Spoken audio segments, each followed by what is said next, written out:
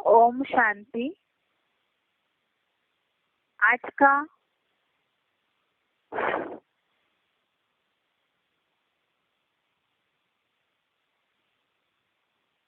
भगवत गीता के रविवार को जो टेस्ट हुई है उसके प्रश्नों के जवाब देखते हैं। पहला प्रश्न है,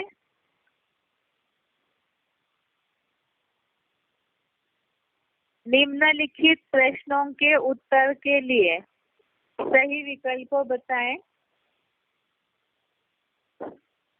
इसमें पहला प्रश्न है, अकाल मूर्त वास्तव में किसका गायन है?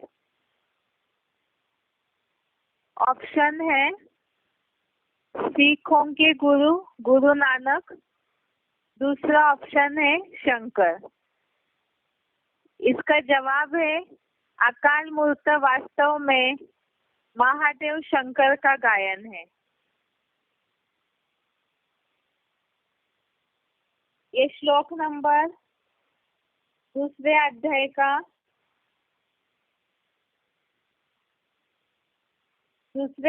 का 17वां श्लोक, अध्याय सेकंड, श्लोक नंबर 17 में ये बात आई है कि अकाल मूर्त जो है वो महादेव का गायन है, शंकर का गायन है, जिनके द्वारा ये सृष्टि वृक्ष फैला हुआ है। दूसरा प्रश्न है, आत्मा माप न करने योग्य है, इसका कारण? आत्मा माप न करने योग्य है, इसका कारण ऑप्शन है उत्तर के लिए, आत्मा को मापने का साधन नहीं निकला है। दूसरा ऑप्शन है आत्मा अति सूक्ष्म अनुरूप है। तो आत्मा माप न करने योग्य है, इसका जवाब है, इसका कारण है क्योंकि आत्मा अति सूक्ष्म अनुरूप है, इसीलिए आत्मा मापने योग्य नहीं है।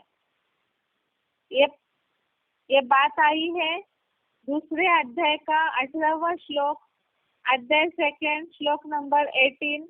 इसमें ये बात आई है कि आत्मा नित्य अविनाशी, माप न करने योग्य है और अनुरूप अति सूक्ष्म है।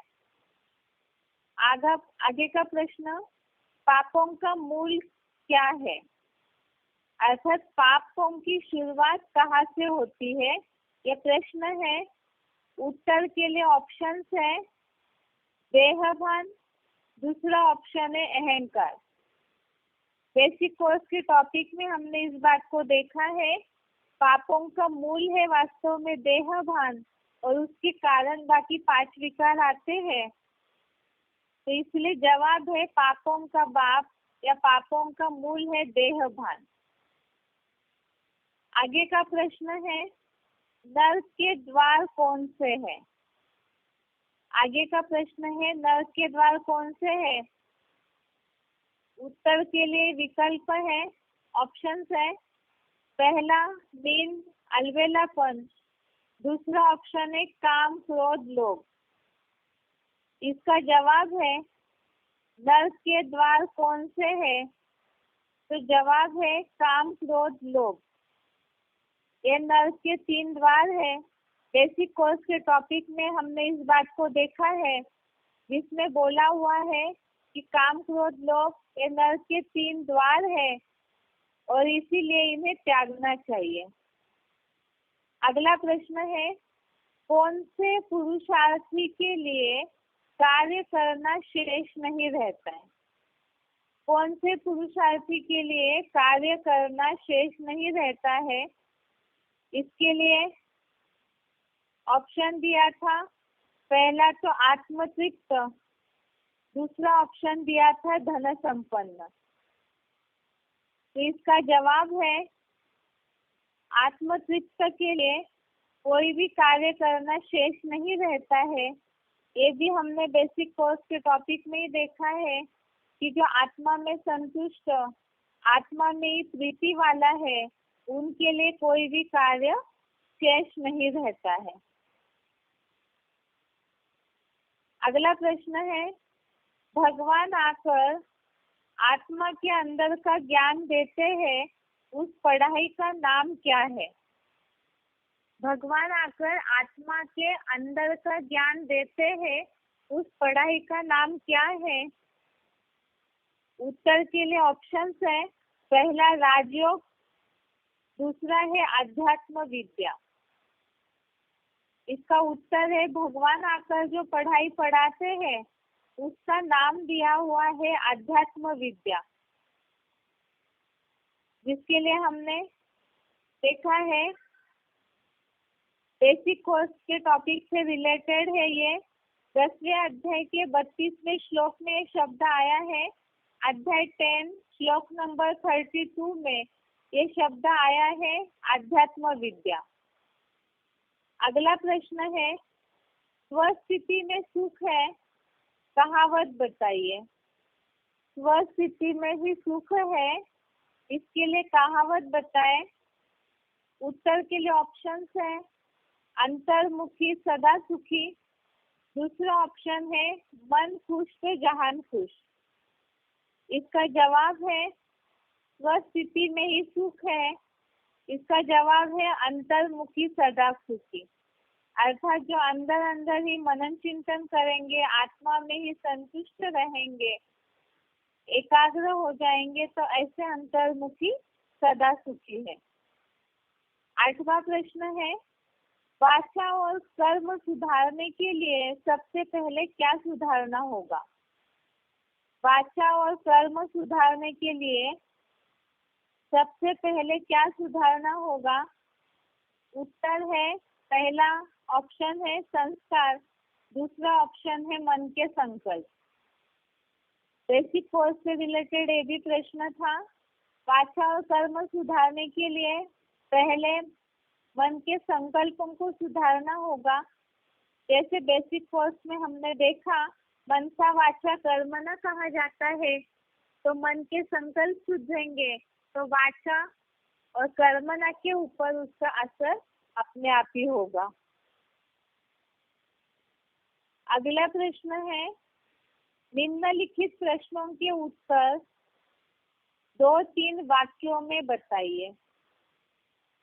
इसमें पहला प्रश्न है, दूसरे अध्याय में श्लोक 16 से 21 में आए आत्मा के गुणधर्म बताइए। दूसरे अध्याय में श्लोक 16 से 21 तक, श्लोक नंबर 16 से श्लोक नंबर 21 में आए आत्मा के गुणधर्म बताए। अर्थात जो भी आत्मा की विशेषताएं या आत्मा के गुणधर्म से रिलेटेड श्लोकों में बातें आई है वो पूछा गया था।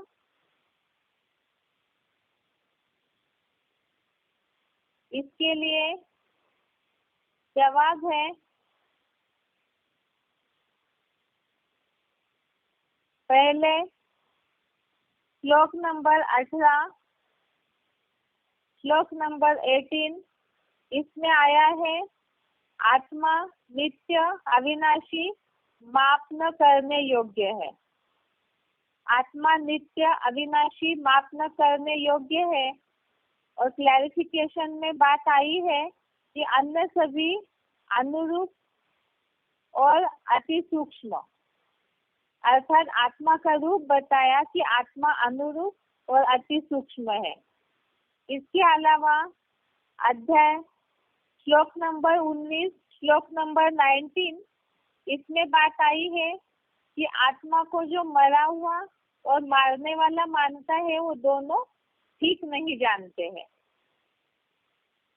श्लोक नंबर 20, श्लोक नंबर 20, इसमें बात आई है आत्मा अजन्मा, नित्य, सनातन, पुरातन और अविनाशी है और साथ में आत्मा मारी नहीं जाती है। श्लोक नंबर 21, श्लोक नंबर 21, इसमें बात आई है आत्मा जन्म रहित, अक्षय है और अपने स्वभाव संस्कारों की अविनाशी आत्मा है। इस तरह से श्लोक नंबर 16 से श्लोक नंबर 21 में आत्मा के गुणधर्म जो लोगों को हम बता सकते हैं देह और शरीर के अंतर के लिए, आत्मा और शरीर के अंतर के लिए कि आत्मा की गुणधर्म है, अजन्मा है, नित्य है, अविनाशी है, अक्षय है, सनातन, पुरातन, मापने करने योग्य है, अर्थात अति सूक्ष्म अनुरूप है और न मारता है न किसी से मारा जाता है। अगला प्रश्न है, सत्य अविनाशी है, इसे सिद्ध करने वाले श्लोक का भावार्थ बताएं। सत्य जो है उसका कभी विनाश नहीं होता है, अविनाशी है, इसे श्लोक में आया हुआ भावार्थ बताए जिस श्लोक से सिद्ध होता है कि सत्य अविनाशी है। उत्तर के लिए श्लोक नंबर अध्याय दूसरे का 16 नंबर श्लोक, श्लोक नंबर 16, इसमें ये बात आई है, असत का अस्तित्व नहीं होता और सत्य का अभाव नहीं होता है। इन दोनों का निर्णय तत्व ज्ञानियों द्वारा लिया गया है। अर्थात सत्य अविनाशी है, इसे ही श्लोक में शब्द आया है, सत्य का अभाव नहीं होता है, अर्थात तो कभी छूटता नहीं है, सत्य हमेशा ही अविनाशी रहता है। दूसरे अध्याय का 16वां श्लोक, ये बात जनरली बहुत सारी कोर्स में बातें आती है या जहाँ सत्य प्रभावशाली होता है, ऐसे उदाहरण जहाँ देने हैं, ऐसी जगह पर ये श्लोक लागू किया जा सकता है। इसीलिए इस श्लोक को जनरली याद रखना जरूरी है। आगे का प्रश्न है, मनुष्य सृष्टि का बीज कौन है और कैसे? मनुष्य सृष्टि का बीज कौन है और कैसे? इसका जवाब है दूसरे अध्याय का 17वां श्लोक, अध्याय सेकंड, श्लोक नंबर 17 में ये बात आई है। महादेव शंकर जिन्हें अकाल मूर्त कहते हैं, अर्थात उनको कभी काल नहीं खा सकता है और जैसे बीज का विनाश नहीं होता है, वैसे ही महादेव शंकर जिनका विनाश काल में भी विनाश करने में कोई भी समर्थ नहीं है। महादेव शंकर जिनका विनाश काल में भी कोई भी विनाश करने में समर्थ नहीं है। श्लोक नंबर 17, इसमें ये बात आई है कि मानवीय सृष्टि वृक्ष के बीज महादेव द्वारा यह जो सृष्टि वृक्ष है वो फैला है, उसको तू अविनाशी जान और इस अविनाशी साकार बीज का विनाश काल में भी विनाश करने में कोई समर्थ नहीं है।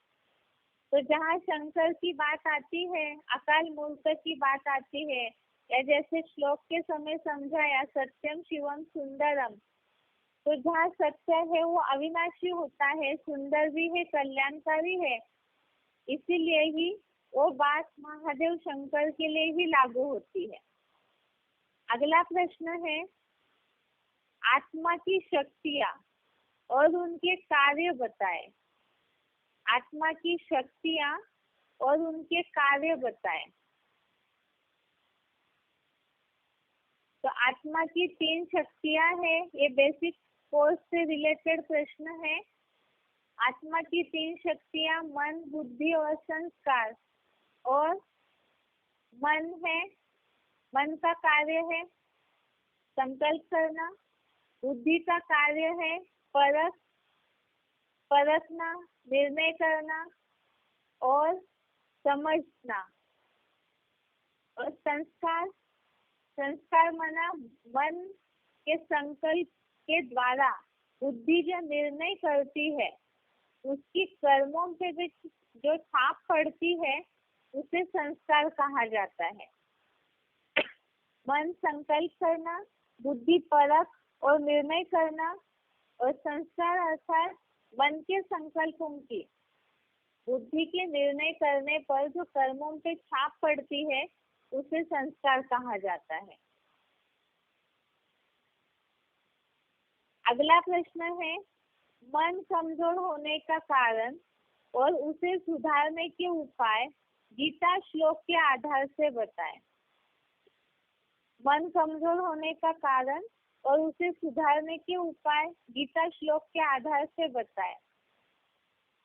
इसका जवाब है मन की चंचलता के कारण मन कमजोर हुआ है, अर्थात इंद्रिय सुख की ओर जाते जाते मन चंचल हुआ और उसके कारण मन कमजोर हुआ और उसे सुधारने का उपाय गीता में बताया है अभ्यास और वैराग्य। मन की चंचलता के कारण मन कमजोर हुआ क्योंकि इंद्रिय सुख की ओर भागता है और उसे सुधारने का उपाय है अभ्यास और वैराग्य, जिसे हमने गीता श्लोक के आधार से भी देखा। 6वें अध्याय के 34वां श्लोक, अध्याय 6 श्लोक नंबर 34, इसमें अर्जुन ने बोला है कि मन चंचल है, बलवान हठी है, इंद्रियों को मत डालता है, तो इसे रोकना कठिन है। तो उसके लिए ही, अर्थात इंद्रिय सुखों की ओर मन जब जाता है, भागता है, तो उसे रोकना कठिन है। तो ये मन की चंचलता, मन की कमजोरी का कारण हुआ और उसका उपाय 6वें अध्याय का 35वां श्लोक, अध्याय 6 श्लोक नंबर 35 में बताया कि एटॉमिक महाविनाश जो इस दुनिया का होने वाला है, उससे वैराग्य और योग का अभ्यास, इससे ही मन वश में आता है। अगला प्रश्न है, बुद्धि कमजोर होने का कारण क्या है और कमजोर होने से नुकसान क्या होता है? इसका जवाब है, बुद्धि कमजोर होने का कारण है बुद्धिमानों की बुद्धि भगवान का ज्ञान या पहचान नहीं है, और उससे होने वाला नुकसान क्या है? उससे होने वाला नुकसान है बुद्धि में भगवान का ज्ञान नहीं है, अर्थात अज्ञानी हो गई बुद्धि। उस अज्ञानता के कारण परखने और निर्णय करने की शक्ति कम हो जाती है, तो गलत निर्णय लेते हैं। गलत निर्णय लेने के कारण ही अज्ञानता इतनी बढ़ जाती है, समय पे सही निर्णय न लेने के कारण ही पाप कर्म होते हैं और पाप कर्मों के कारण दुख निर्माण होते हैं। तो बुद्धि कमजोर होने का कारण और उससे नुकसान क्या हुआ? बुद्धिमानों की बुद्धि भगवान की पहचान नहीं है और ज्ञान नहीं है, अर्थात अज्ञानता आ गई। अज्ञानता के कारण गलत निर्णय हुए, गलत निर्णय का परिणाम पाप कर्म हुए, पाप कर्म का परिणाम दुख निर्माण होते हैं। तो यह है बुद्धि कमजोर होने का कारण और उसका नुकसान। अगला प्रश्न है, आत्मा अपना मित्र और शत्रु कब और कैसे बनती है? आत्मा अपना मित्र और शत्रु कब और कैसे बनती है? इसका जवाब है, आत्मिक स्थिति में जो नहीं रहते हैं, अनात्मस्थ देह भानी की चंचल मन बुद्धि शत्रु है, और मन बुद्धि की एकाग्रता के द्वारा आत्मा को मन बुद्धि एकाग्रता के द्वारा जब आत्मा ज्योति बिंदु में स्थित हो जाती है, उनकी स्थिति में चली जाती है, तब वो अपने लिए मित्र है। ये बेसिक कोर्स से रिलेटेड प्रश्न था कि आत्मा अपना मित्र और शत्रु कब बनती है। 6वें अध्याय का 5वां और 6वां श्लोक, अध्याय 6 श्लोक नंबर 5 श्लोक नंबर 6, इसमें ये बात आई है कि जहाँ देहभानी चंचल मन वाली बुद्धि क्षीण है, तो वहाँ वो आत्मा में ही अपने में ही शत्रुता करने में तत्पर रहती है। और जिन्होंने अपनी मन बुद्धि के द्वारा आत्मा ज्योति बिंदु को जीता है, अर्थात जो मन बुद्धि के द्वारा उनकी स्टेज में जाते हैं, अधोगति में भ्रष्ट इंद्रियों में बुद्धि को नहीं जाने देते हैं, तो वो अपने लिए मित्रता का काम करते हैं। अगला प्रश्न है, मन इंद्रियों का अनुसरण करने से क्या नुकसान होगा? मन इंद्रियों का अनुसरण करने से क्या नुकसान होगा? इसका उत्तर है, जो चंचल मन कोई भी ज्ञान या कर्मेंद्रियों का अनुसरण करता है, वह अश्वरूप मन तीव्र गति से बहती वायु द्वारा, जैसे पानी में तैरती नाव को वायु खींच के ले जाता है, उसी तरह से यह अश्वरूप मन जो है वो बुद्धि को खींचता है। मन इंद्रियों का अनुसरण करने से क्या नुकसान होगा? अर्थात इंद्रिया जहाँ सुख मांगती है, सुखों की ओर भागती है और मन उसकी तरफ प्रभावित हो जाता है, तो उससे नुकसान ये होता है कि जैसे वायु जो है नाव को खींच लेता है अपने साथ, जो पानी में तैरने वाली नाव है, इसी तरह से चंचल मन जो है वो इंद्रियों का अनुसरण करने में बुद्धि की निर्णय शक्ति को भी क्षीण कर देता है, हर लेता है, उसे भी खींच लेता है और उसके कारण निर्णय शक्ति कमजोर होकर के दुख निर्माण होने लगते हैं। अगला प्रश्न है, पतन का कारण और उसका उपाय क्या है? पतन का कारण अर्थात मनुष्यों के नीचे गिरने का पतन का कारण क्या है और उसका उपाय क्या है? तो इसका जवाब है, देहभान और पर चिंतन पतन के कारण है और उसका उपाय है स्वचिंतन और स्वस्थिति। देहभान और पर चिंतन पतन का कारण है और उसका उपाय है स्वचिंतन और स्वस्थिति, जिसके लिए हमने कहावत भी देखी है कोर्स सीखते समय। पर चिंतन पतन की जड़ है, जड़ अर्थात जैसे मूल है, जिसके कारण ही पतन होने लगता है, मनुष्य नीचे गिरने लगते हैं। और स्वचिंतन उन्नति की सीढ़ी है, ऊपर चढ़ने की उनकी सीढ़ी है स्वचिंतन। देह पर है, आत्मा स्व है, तो देह का चिंतन करना परचिंतन हुआ, देहधारियों का चिंतन करना परचिंतन हुआ, जो नीचे गिराता है, और अपनी आत्मा का चिंतन करना। इसमें बहुत सी बातें हैं विस्तार वाली, यहाँ तो सिर्फ एक कीवर्ड बता दिया, स्वचिंतन उन्नति की सीढ़ी है और स्वस्थिति ऊपर चढ़ने का आधार है।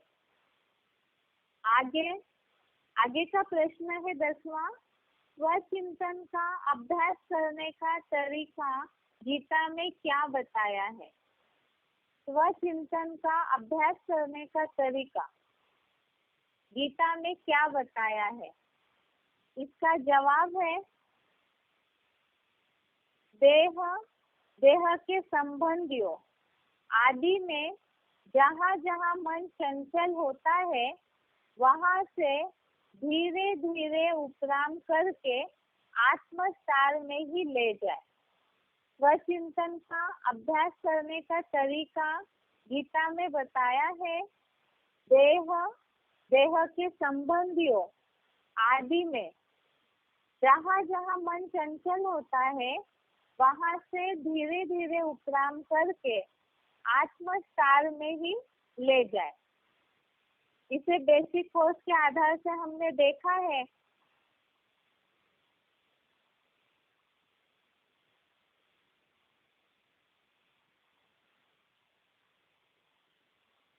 जिसके लिए श्लोक बताया था, शनैः शनैः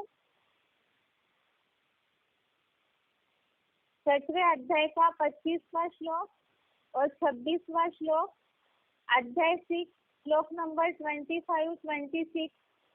इसमें ये बात आई है कि शनैः शनैः उपरमेत् बुद्ध्या, अर्थात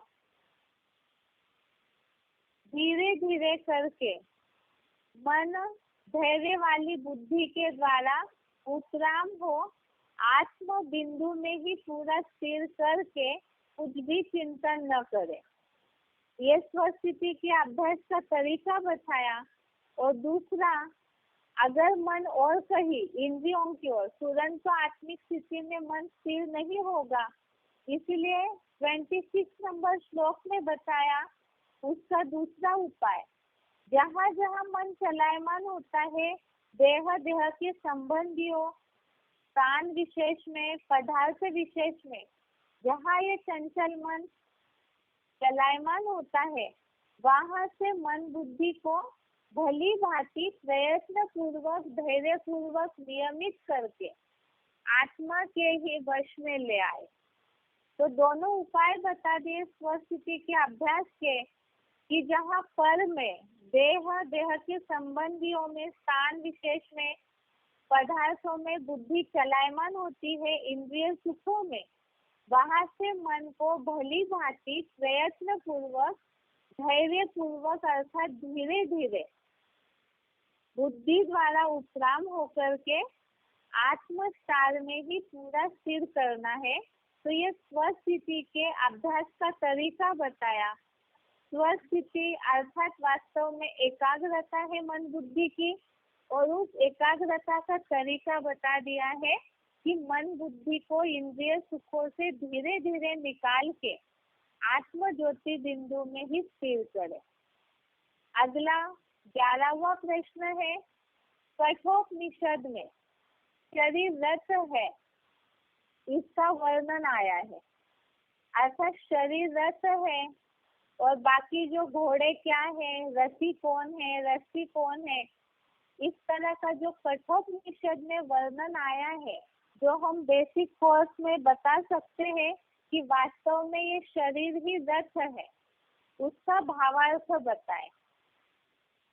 इसका जवाब है, कठोपनिषद में जो वर्णन आया है शरीर रूपी रथ के बारे में,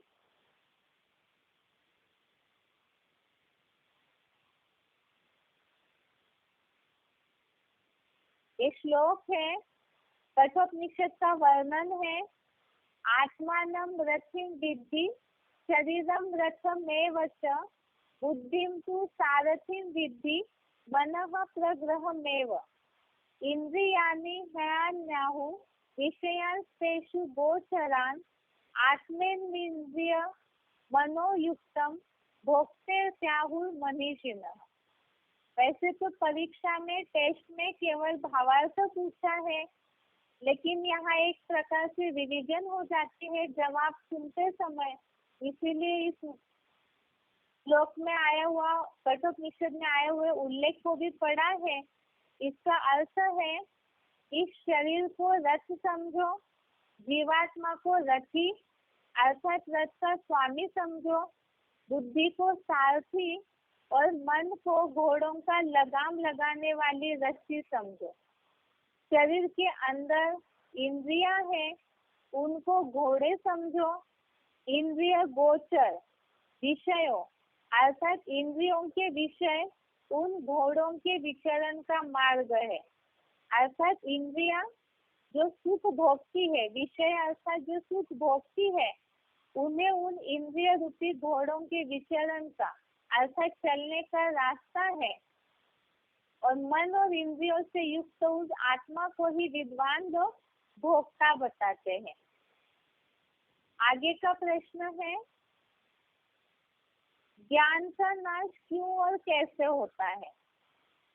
ज्ञान का नाश क्यों और कैसे होता है, बेसिक कोर्स से रिलेटेड प्रश्न है, जिसमें लिंक वाइज अगर देखें तो बात हम देख रहे थे मन की चंचलता। मन की चंचलता के कारण बुद्धि क्षीण हुई, बुद्धि क्षीण होने का कारण ज्ञान का नाश हुआ, और ज्ञान का नाश होने के साथ पतन हो जाता है। इसलिए ज्ञान का नाश होने का कारण है देहभान के कारण काम विकार पैदा हुआ। देहभान पापों का बाप है, उससे अज्ञानता आई, उस अज्ञानता से सबसे पहले काम विकार पैदा हुआ। काम विकार की आग जो है वो ज्ञान को ढक देती है, अर्थात ज्ञान का नाश हो जाता है। तो ज्ञान का नाश होने का कारण देखा कि काम विकार की जो आग है वो ज्ञान को ढक देती है, जिसके लिए तीसरे अध्याय का 39वां श्लोक, अध्याय 3 श्लोक नंबर 39, इसमें ये बात आई है कि ये जो कठिनाई से पूर्ति वाला काम विकार की आग है, इससे ज्ञान ढका रहता है। और भी हमने श्लोक देखे थे, जैसे मन जो है वो मैल से ढक जाता है, शीशा जैसे मैल से ढक जाता है, वैसे गंदे कर्मों से ढक जाता है। इसी तरह से ये जो आग है काम विकार की, इसमें आवेग इतना रहता है कि उससे ज्ञान ढक जाता है। ज्ञान अर्थात मनुष्य की बुद्धि की समझ शक्ति जो है वो ढक जाती है। और इसी का उल्लेख 40 नंबर तीसरे अध्याय का 40 नंबर श्लोक में भी बताया। ये जो काम है प्रबल इंद्रियों की चंचलता के द्वारा बुद्धिगत ज्ञान को ढक कर देहधारी को विशेष रूप से मूढ़ बना देता है। तो ये ज्ञान का नाश का कारण है देहभान, और उससे निर्माण हुआ काम विकार की आग, और उससे ही ज्ञान अर्थात बुद्धि की समझ शक्ति ढक जाती है। अगला प्रश्न है, विषय भोगों का ध्यान करने से बुद्धि क्यों नष्ट होती है? विषय भोगों का ध्यान करने से बुद्धि क्यों नष्ट होती है? इसका जवाब है, विषय भोग अर्थात जो भी इंद्रियों से सुख लेते हैं, तो उनका जब बार बार स्मरण किया जाता है तो उससे बुद्धि नष्ट हो जाती है। तो उसका कारण क्या है? उसका कारण दूसरे अध्याय का 62 और 63वां श्लोक, अध्याय 62 श्लोक नंबर, अध्याय दूसरा सेकंड श्लोक नंबर 62 और श्लोक नंबर 63, इसमें ये बात आई है कि विषय भोगों का ध्यान करने से कैसे नुकसान होता है या किस तरह से बुद्धि नष्ट होती है। तो इसमें बात आई है, विषय भोगों का ध्यान करने वाले अर्थात जन्म जन्मांतर की इंद्रियों से सुख लेने की आदत हुई है, तो जब उसका ध्यान करते हैं, मन में उसके लिए संकल्प चलाते हैं, बार बार सोचते हैं उन सुखों के बारे में, तो उसके कारण आसक्ति या लगाव निर्माण होता है। और उस आसक्ति या लगाव के कारण मन के संकल्पों में कामनाएं, इच्छाएं तैयार होती है। और इच्छाओं की पूर्ति न होने पर, कामनाओं की पूर्ति न होने पर अनियंत्रित क्रोध आता है। क्रोध से मूढ़ता आती है, उससे स्मृति का नाश होता है, और स्मृति भ्रष्ट होने से बुद्धि का नाश होता है। तो इस तरह से विषय भोगों का अर्थात इंद्रियों के सुखों का बार बार ध्यान करेंगे, उसके बारे में सोचेंगे, तो उससे काम क्रोध की निर्मित होगी। और ये जो आग है, कामेशु क्रोधेशु बोला हुआ है, जो रजोगुण समुद्भव, अर्थात ये दोनों आग जो है वो बुद्धि को नष्ट कर देते हैं, समझ शक्ति को नष्ट कर देते हैं। अगला प्रश्न है 14वां, देह के धर्म से नुकसान और आत्मा के धर्म से कल्याण है।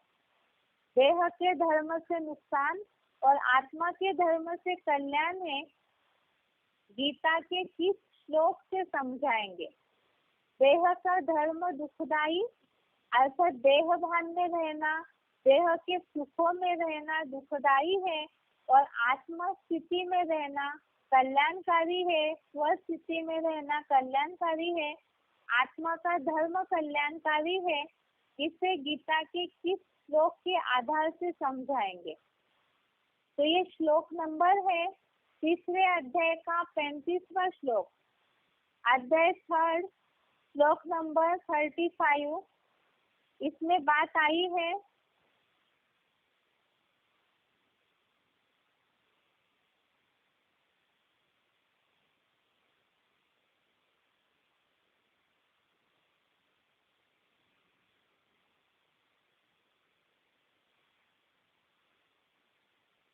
श्लोक है ये, श्रेयान् स्वधर्मो विगुणः परधर्मात् स्वनुष्ठितात् स्वधर्मे निधनं श्रेय परधर्मो भयावह।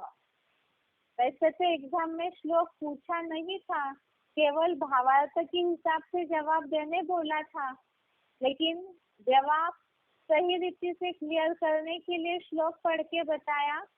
तीसरे अध्याय का 35वां श्लोक, इसमें आया है देह का धर्म किस तरह नुकसानदायी है। श्लोक का भावार्थ है, स्वधर्म का पालन करने से आत्मा क्या धर्म से, ये जो प्रकृति के धर्म से आत्मा का धर्म श्रेष्ठ है और इसमें मर जाना अच्छा है, लेकिन देह भानियों का, देह अभिमानियों का धर्म अति खतरनाक है। तो इस श्लोक से ये बात आई कि देह भान में रहना नुकसानकारक है और आत्मिक स्थिति में रहना, आत्मा के धर्म में रहना फायदे कारक है। इसके लिए ही श्लोक में शब्द आया है, स्वधर्मे निधनम श्रेय परधर्मो भयावह। अगला प्रश्न है 15वां, अर्जुन को भगवान शोक न करने के लिए क्यों बोल रहे हैं, मनुष्यों को उससे क्या सीख मिलती है। अर्जुन को भगवान शोक न करने के लिए क्यों बोल रहे हैं, मनुष्यों को उससे क्या सीख मिलती है। तो ये श्लोक समझाते समय इस बात का उल्लेख आया था कि श्लोक में दूसरे अध्याय का 20वां श्लोक, अध्याय 2 श्लोक नंबर 20, इसमें ये बात आई है कि आत्मा न जन्मता है न मरता है, अविनाशी है, नित्य है और देह हनन अर्थात देह नष्ट करने के उपक्रम करने पर भी मारा नहीं जाता है, इसीलिए शोक नहीं करना है। क्योंकि ये शरीर जो है वो तो प्रकृति का 5 तत्वों का पुतला है और प्रकृति जो सत्व सम गुणों वाली है उसे तो नष्ट होना ही है तामसी अवस्था आने पर, क्योंकि प्रकृति का चक्र ही ऐसा बना हुआ है। लेकिन देह नष्ट होने पर, शरीर का विनाश होने के बावजूद भी आत्मा जो सूक्ष्म ज्योति बिंदु है वो मरती नहीं है, इसीलिए ही शोक नहीं करना है। और मनुष्यों को इससे ये सीख मिलती है कि किसी के भी शरीर छोड़ने पर दुख नहीं करना चाहिए, क्योंकि आत्मा पुराना देह रूपी वस्त्र उतारती है और नया लेती है। तो अब कोई नए वस्त्र पहनता है तो कोई दुखी तो नहीं होते हैं मनुष्य इस दुनिया में। इसी तरह से आत्मा ने भी पुराना वस्त्र छोड़ दूसरा लिया है तो उसमें शोक नहीं करना चाहिए। यही इस प्रश्न का जवाब है।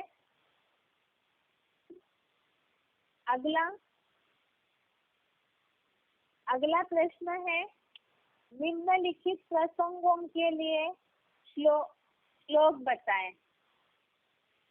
निम्नलिखित प्रसंगों के लिए श्लोक बताएं। तो इसमें सबसे पहला है, देह हनन करने पर भी अविनाशी आत्मा मारी नहीं जाती है।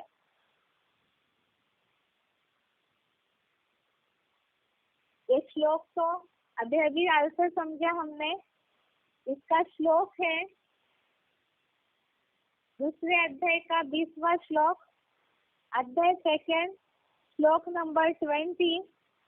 श्लोक है, न जायते म्रियते वा कदाचिन्नायं भूत्वा भविता वा न भूयः अजः नित्य शाश्वतो यं पुराणो न हन्यते हन्यमाने शरीरे। तो इसमें ये बात आई है, देह हनन करने पर भी अविनाशी आत्मा मारी नहीं जाती है। यह अर्थात आत्मा कभी न जन्मता है और न मरता है, सहज सहज देह रूप वस्त्र उतारता है। यह होकर फिर से नहीं सृष्टि रंगमंच पर नहीं होगा, ऐसे भी नहीं है। अजन्म, नित्य, सनातन, कल्प कल्प की शांत स्वधर्म वाली पुरातन यह अविनाशी आत्मा देह हनन कराने के उपक्रम होते भी नहीं मारा जाता। अगला प्रश्न है, अविनाशी आत्मा किसको कैसे मरवाता है या प्रकृति के अधीन कैसे मारता है? अविनाशी आत्मा इसको कैसे मरवाता है या प्रकृति के अधीन कैसे मारता है? श्लोक नंबर दूसरे अध्याय का 21वां श्लोक, अध्याय सेकंड, श्लोक नंबर 21। श्लोक है, वेदा विनाशिनम नित्यम ये एनम जमम अव्ययम कथम स पुरुषः पार्थ तम घातयति हंतिकम।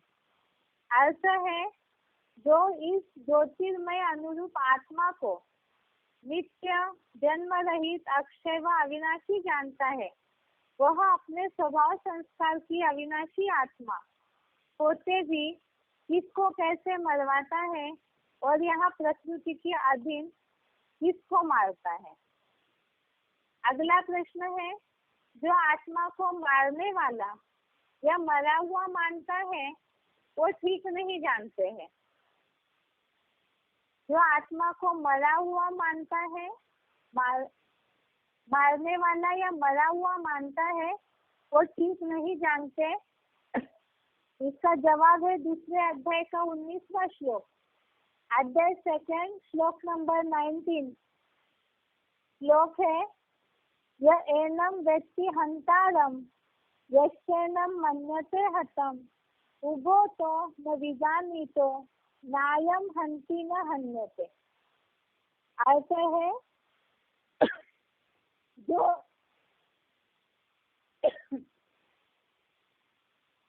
जो इस देहधारी आत्मा को मारने वाला समझता है और जो इसे कभी मरा हुआ मानता है, ये दोनों ही ठीक नहीं जानते।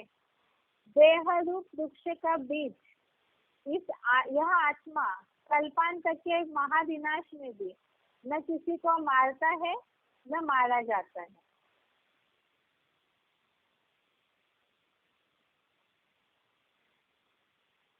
अगला प्रश्न है, सत्य का विनाश नहीं होता है। दूसरे अध्याय का 16वां श्लोक, अध्याय सेकंड, श्लोक नंबर 16। सत्य का विनाश नहीं होता है। श्लोक है, नासतो विद्यते भावो ना भावो विद्यते सत उभयोरपि विश्रांत स्तनवयो इस तत्व दर्शवीय। अर्थात असत का अस्तित्व नहीं होता एवं कोई भी सत्य का कल्पांतकारी महाविनाश में या किसी भी चतुर्युगी में अभाव नहीं होता। जैसे सृष्टि बीज महादेव आदम देह से भी सदा काल है और रहेगा, इन सद सत दोनों का भी निर्णय कपिल जैसे तत्व ज्ञानियों द्वारा देखा गया है। अगला प्रश्न है, आत्मा अविनाशी और शरीर विनाशी है। आत्मा अविनाशी और शरीर विनाशी है। श्लोक नंबर है दूसरे अध्याय का 18वां श्लोक, अध्याय सेकंड, श्लोक नंबर 18। इसमें बात आई है, आत्मा अविनाशी है और शरीर विनाशी है। अर्थात आत्मा और शरीर के बीच का अंतर वाला ये श्लोक है। अंतवंत इमे देहा नित्य शोका शरीरिनः अनाशिनो अप्रमेयस्य तस्मात् युद्धस्व भारत। अर्थात ऐसे तो नित्य, अविनाशी, माप न करने योग्य अन्य सभी अनुरूप अति सूक्ष्म देहधारी आत्माओं के शरीर चतुर्युगी के जन्म जन्मांतरों में भी नाशवान कहे हैं। अतः हे भरतवंशी, धर्म युद्ध कर, क्योंकि आत्मा का धर्म, आत्मधर्म अविनाशी है। इसमें आत्मा और शरीर के बीच का अंतर स्पष्ट आया है। अगला प्रश्न है, महादेव ही सृष्टि वृक्ष के बीज हैं जिनका कभी विनाश नहीं होता है। अर्थात बीज का कभी विनाश नहीं होता है और मनुष्य सृष्टि वृक्ष के बीज महादेव है, इनका कभी विनाश नहीं होता है। इसका श्लोक नंबर है दूसरे अध्याय का 17वां श्लोक। अध्याय सेकंड श्लोक नंबर 17। श्लोक है अविनाशी तु तत्विद्धि येन सर्वमिदं ततं विनाशम व्यय अव्ययश्च न कश्चित् कर्तुमर्हति। अर्थात जिस मानवीय सृष्टि वृक्ष के बीच महादेव द्वारा यह सारा अश्वत्थ नाम का सृष्टि वृक्ष फैला है, उसको तो अविनाशी जान। इस अविनाशी जगत पिता स्वरूप साकार बीज का विनाश करने में कोई भी समर्थ नहीं है, कल्पांत में भी वह अकाल मूर्त है। अगला प्रश्न है, मन अभ्यास और वैराग्य से ही वश में आता है। मन अभ्यास और वैराग से ही वश में आता है। इसका श्लोक नंबर है 6वें अध्याय का 35वां श्लोक। मन अभ्यास और वैराग से ही वश में आता है। 6वें अध्याय 6 श्लोक नंबर 35। श्लोक है असंशयम महाबाहो मनो दुर्निग्रहम चलम अभ्यासेन तु कौन्तेय वैराग्येन च गृह्यते। निसंदेह अर्थ है निसंदेह हे महाबाहु तीव्र धावी चंचल मन। कपिध्वज मन ये दुराग्रही है, किंतु हे अर्जुन एटॉमिक महाविनाश के वैराग और योग अभ्यास से ही वश में आता है। इस तरह से यहाँ संडे के श्लोक टेस्ट के जवाब हो गए। अभी आज का श्लोक देखते हैं।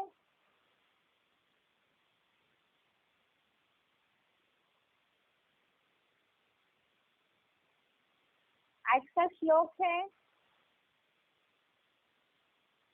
दूसरे अध्याय का 22वां श्लोक, अध्याय सेकंड श्लोक नंबर 22।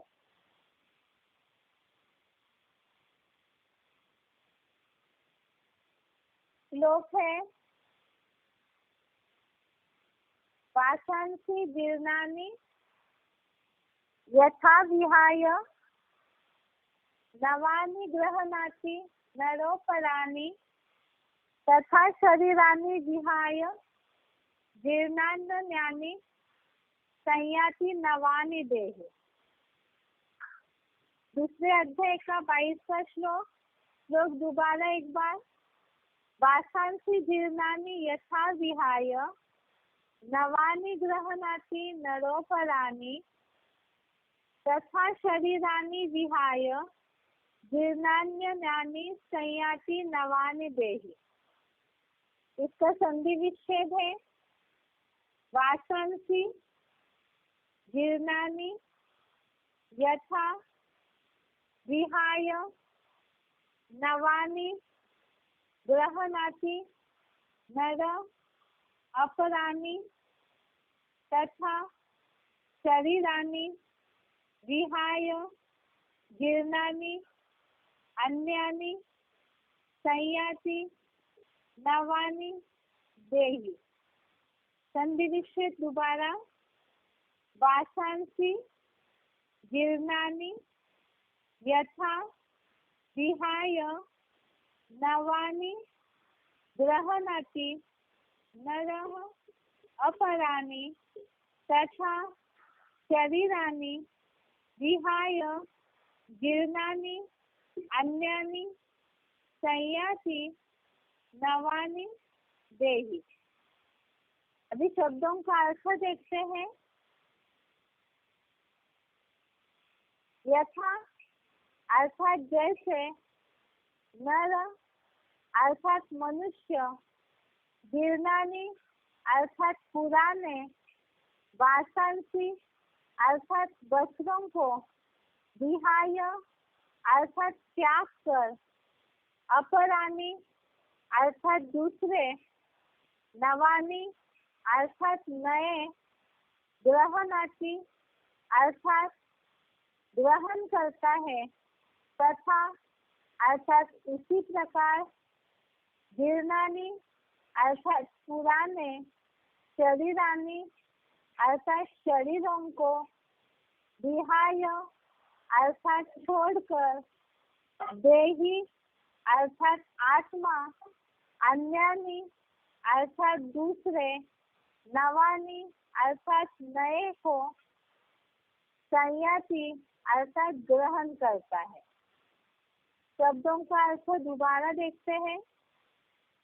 यथा अर्थात जैसे, नर अर्थात मनुष्य, जीर्णानि अर्थात पुराने, वासंती अर्थात वस्त्रों को, विहाय अर्थात त्याग कर, अपरानी अर्थात दूसरे, नवानी अर्थात नए, ग्रहणाति अर्थात ग्रहण करता है, तथा अर्थात उसी प्रकार, जीर्णानि अर्थात पुराने, शरीरानी अर्थात शरीरों को, विहाय अर्थात छोड़कर, देही अर्थात आत्मा, अन्यानि अर्थात दूसरे, नवानी अर्थात नए को, संयति अर्थात ग्रहण करता है।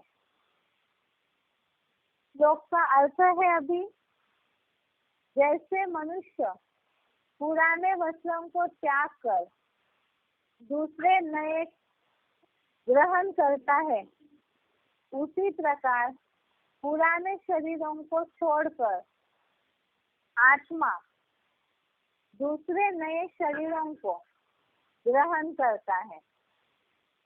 ये आत्मा शरीर से अलग है, डिटैच है। इसे समझाने के लिए अच्छा श्लोक है। या तो जैसे शरीर कोई छोड़ते हैं, दुखी हो जाते हैं, तो उन्हें भी समझाने के हिसाब से श्लोक है। जैसे मनुष्य पुराने वस्त्रों को, पुराने कपड़ों को छोड़ देते हैं, जब पुराने हो जाते हैं, ज्यादा फटे हो जाते हैं कपड़े, तो उसे मनुष्य छोड़ देते हैं और दूसरे धारण कर लेता है, दूसरे से कपड़े ले लेते हैं। इसी प्रकार आत्मा भी पुराने शरीरों को छोड़कर दूसरे शरीरों को, शरीर रूपी वस्त्रों को ग्रहण करती है। इसको एक बार क्लैरिफिकेशन अर्थ देखते हैं। जैसे स्वर्ग में आत्माभिमानी श्रेष्ठ मनुष्य पुराने वस्त्रों को त्याग कर दूसरे नए स्वेच्छा से ग्रहण करता है, उसी प्रकार नर निर्मित नरक में देहभानी पुराने शरीरों को अपनी अनिच्छा से छोड़कर आत्मा दूसरे नए शरीरों को बरबस ग्रहण करता है।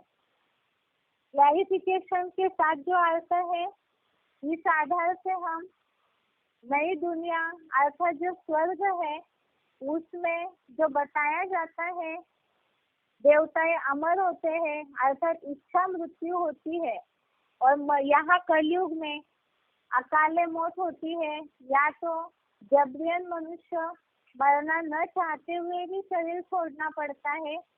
तो कलयुग मृत्यु लोग कैसे है और सतयुग त्रेता युग में किस तरह से देवताएं की इच्छा मृत्यु होती है, उसे समझाने वाला भी ये श्लोक है, जिसमें पहला वाक्य बोला है, जैसे स्वर्ग में आत्माभिमानी श्रेष्ठ मनुष्य पुराने वस्तुओं को त्याग कर दूसरे नए स्व इच्छा से ग्रहण करता है। अर्थात स्वर्ग में आत्मिक स्थिति होती है, इसलिए आत्माओं को शरीर से इतना अटैचमेंट, इतना मोह नहीं रहता है। तो जैसे समय होता है, तो स्वर्ग में पुराने शरीरों को स्वेच्छा से छोड़ देती है आत्माएं।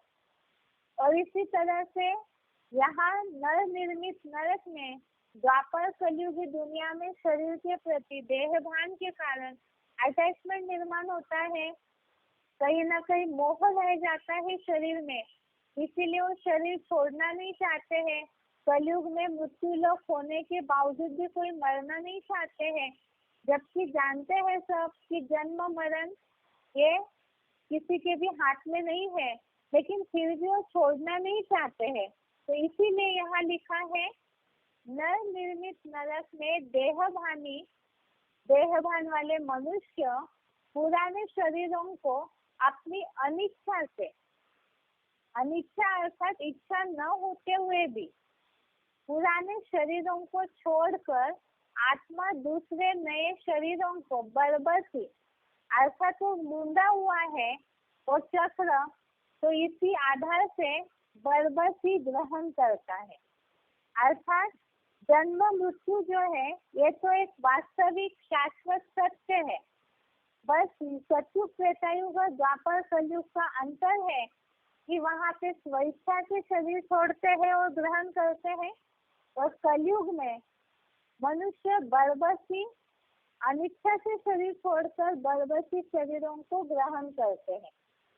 तो इस तरह से यहाँ बताया एक श्लोक, एक तो स्वर्ग और नरक में मृत्यु किस तरह होती है उसका अंतर बताया, दूसरा आत्मा और शरीर अलग है, इसके अंतर के लिए भी श्लोक है कि आत्मा शरीर रूपी वस्त्र को धारण करती हो छोड़ती है, और तीसरा कोई शरीर छोड़ने पर दुख मनाते हैं तो उन्हें समझाने के लिए भी श्लोक है।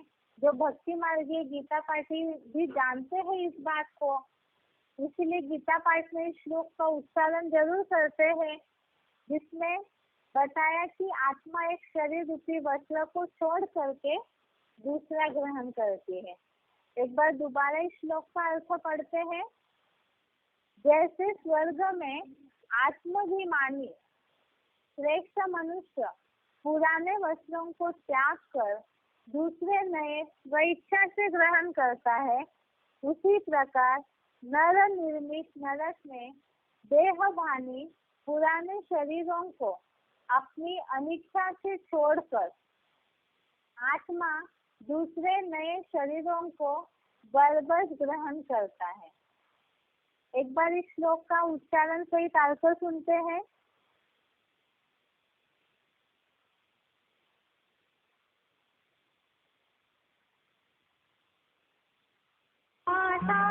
जीर्णानि यथा विहाय नवानि गृह्णाति नरोपराणि तथा शरीराणि विहाय जीर्णान्यानि संयाति नवानि देहि। जैसे स्वर्ग में आत्माभिमानी श्रेष्ठ मनुष्य पुराने वस्त्रों को त्याग कर दूसरे नए स्वेच्छा से ग्रहण करता है, उसी प्रकार नर निर्मित नरक में देहभानी पुराने शरीरों को अपनी अनिच्छा से छोड़कर आत्मा दूसरे नए शरीरों को बर्बस ग्रहण करता है।